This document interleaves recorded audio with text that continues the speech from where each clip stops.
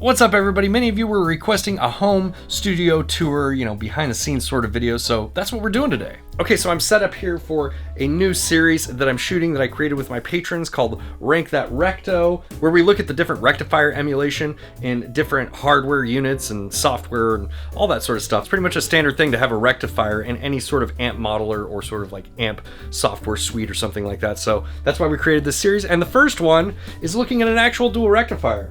This is sort of like the baseline that we're going to use in the series, so, if you're watching the series and you're like, oh, this only sounds 50% like the real Recto, you can always refer back to this first video, and that is what I am basing my opinion off of. So that's what we have going on here. That's kind of why it's a mess. But dual rectifier here, I was boosting it with a Fort and Grind in the video. I also boosted it with the 𝗦𝗘𝗧𝗥𝗢𝗡. I think I prefer it with the 𝗦𝗘𝗧𝗥𝗢𝗡, but to each their own.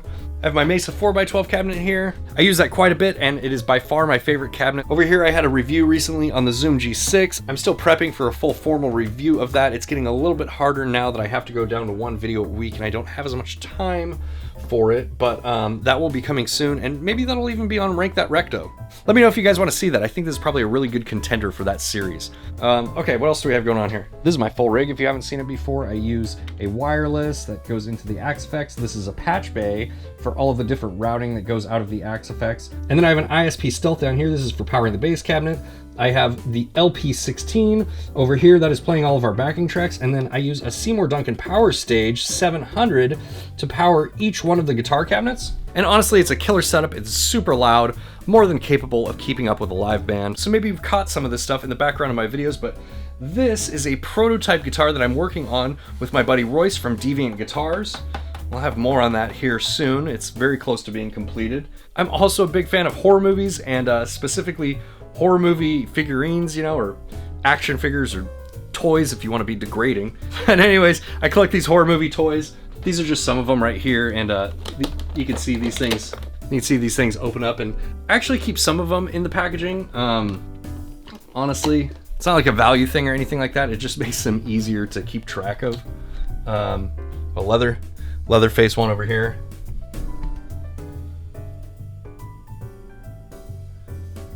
Some of my favorites are anything that has to do with the Evil Dead series. I really like that stuff. Like you can see, I have an Army of Darkness poster over there. That's one of my favorite all-time movies. And these ones don't get seen very much in my videos. I'm actually thinking about moving these all over the wall so they'll all kind of be in the background, but I also have these ones up here.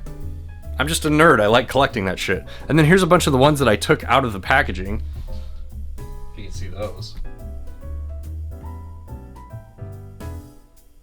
So a lot of the stuff that I have in this room just to look at, that I enjoy looking at, is not guitar related. Surprise, surprise. I still have all these Joyo band amps. I never use them. It's something that I need to list on my Reverb store here soon, which if I haven't done that yet, keep an eye out for that, because there's a ton of gear that is going to go up on that Reverb store that I just need to get rid of. I need to make some space. And there's really no point in me keeping all this gear, so a lot of it needs to go. And then I have a bunch of pedals over here on my wall. These are just like the ones that I use the most often. That's why they're on this shelf. They just have easy access.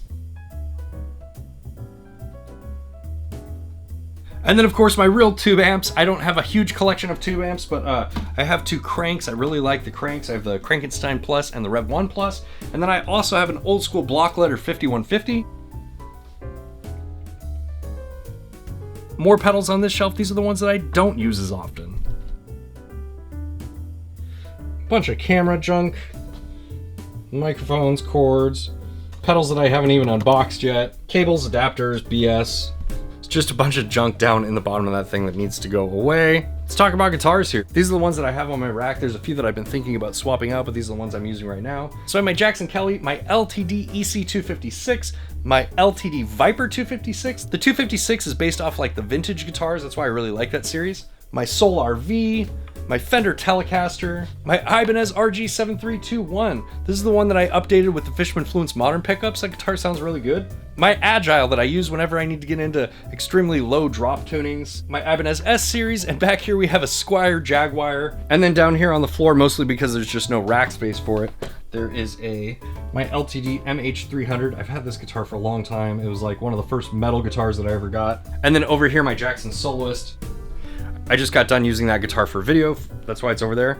This is my new desk setup that I have over here. I recently went from PC to Mac, and I will make a video on that in the future because I know a lot of you guys are really interested in what is the difference going from PC to Mac, specifically for audio production. So I'm gonna share my experience on that with you here soon, but this is what I got going on here. I had to buy a new interface because my Apollo Twin Duo was not Mac compatible, it was Windows only, so I bought the same thing pretty much. I just bought the MK2 version. So far it's working out great, I really enjoy it.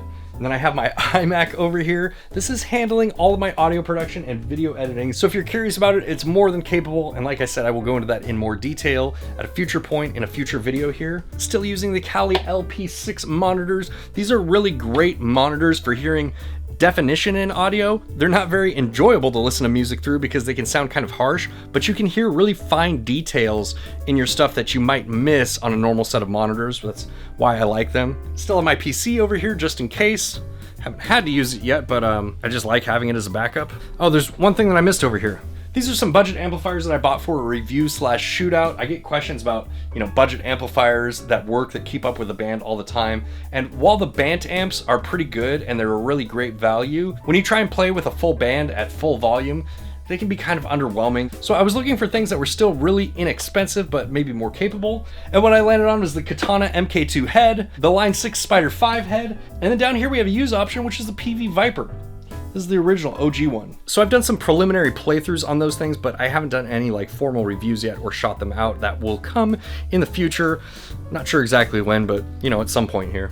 For any of you camera nerds out there that are curious what I shoot on, this is my main camera here. It's a GH5, and I use the Sigma 18-35 lens with a speed booster. If you're into cameras, you probably already know what that means, and if you're not, then it's probably irrelevant. I'm shooting this on a Panasonic G9 with a Lumix 12-35mm MK2 lens. And then anytime you see any wide angle shots or anything like that in my videos, it's a Panasonic G7 with a 7-14mm Lumix lens. This is the first 4K camera that I ever bought, and I still use it. Still takes really good video. It just chops it up into little pieces that you have to assemble later in editing. But other than that, it's a terrific value. And if you want to shoot 4K video and you don't want to use your phone for whatever reason, then this is a pretty good entry point, in my humble opinion. Alright guys, hopefully you've enjoyed this sneak peek into my world, and I've answered some of the questions that you've had. And if you have any questions, definitely let me know down in the comments below, and I will see you guys in the next video.